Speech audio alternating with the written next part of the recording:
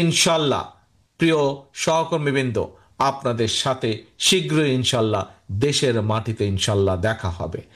আমরা আকাশ বাতাসে মাঝে মাঝে কিছু কথা শুনতে পাই।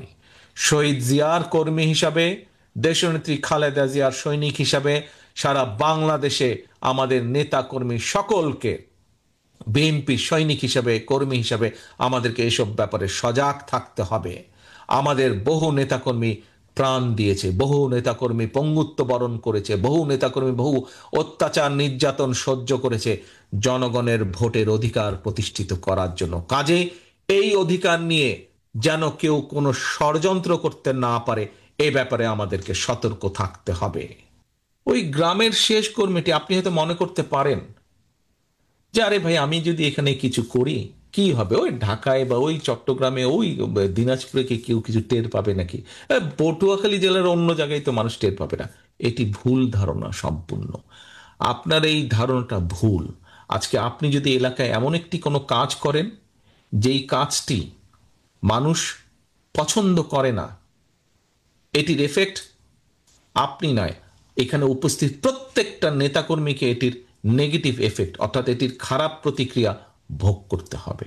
কাজে সহকর্মীবৃন্দ, আজকে আপনারা এখানে যত হাজার নেতাকর্মী উপস্থিত আছেন, আপনাদের প্রত্যেকের কাছে আমার আহ্বান, আসুন আমরা শুধু পটুয়াখালী জেলা নয়, বাংলাদেশের 64টা জেলার প্রত্যেকটি নেতাকর্মীর কাছে আমার আহ্বান, আসুন আমরা এমন কিছু কাজ করব না। বিএনপির একজন কর্মী হিসাবে, শহীদ জিয়ার একজন সৈনিক হিসাবে, দেশনেত্রী খালেদা জিয়ার একজন সৈনিক হিসাবে আমরা এমন কোনো কাজ করব না যেই কাজে মাধ্যমে মানুষ আমাদের উপরে বিরক্ত হবে।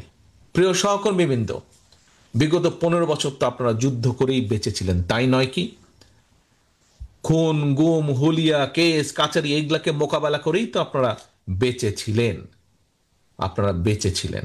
তাহলে সহকর্মীবৃন্দ, এই মুহূর্তে খুন, গুম, মিথ্যে মামলা এগুলোর সমস্যা কি আছে? এইসবের কি সমস্যা আছে? এইসবের সমস্যা তো আপাতত নেই। কি আছে নাকি? আমি তো বুঝতে পারছি না। আছে না? নেই। আচ্ছা, ধন্যবাদ। হাত নামান।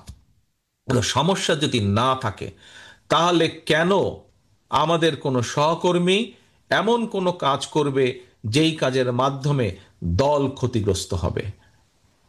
আপনাদেরকে যদি আমি জিজ্ঞেস করি, এই দলের জনগণের ভোটের অধিকারের দাবি রাজপথে নিয়ে আন্দোলন সংগ্রাম করার কারণে কারা কারা মিথ্যে মামলা খেয়েছেন? হাত তুলেন তো ভাই। কারা কারা মিথ্যে মামলা খেয়েছেন? হাত তুলেন।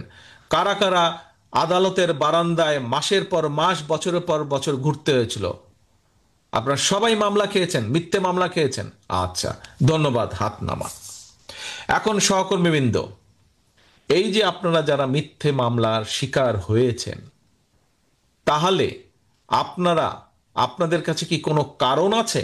আপনি বছরের পর বছর আদালতের বারান্দায় গিয়েছেন, অনেক সময় দেখা গেছে কেসের এমন একটা ডেট পড়েছে, সেদিন আপনার দলের অথবা পারিবারিক কোনো একটা গুরুত্বপূর্ণ বিষয় আছে যেখানে আপনার থাকতে হবে, কিন্তু আপনি থাকতে পারছেন না, আপনার কষ্ট হচ্ছে, সমস্যা হচ্ছে, বাধ্য হয়ে আপনাকে কোর্টে যেতে হচ্ছে। এরকম পরিস্থিতি হয়েছিল না? এরকম সিচুয়েশন হয়েছিল না? এরকম অনেকের জীবনে এরকম পরিস্থিতি হয়েছে।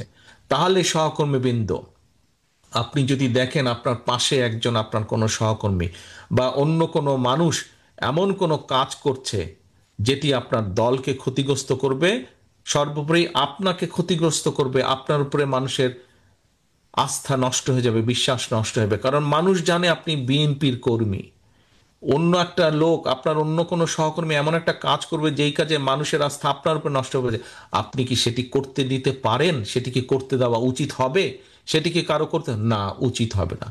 যদি সেটি হয়, তাহলে কেন আমাদের এত লক্ষ লক্ষ নেতাকর্মী এই অত্যাচার নির্যাতনের শিকার হলো?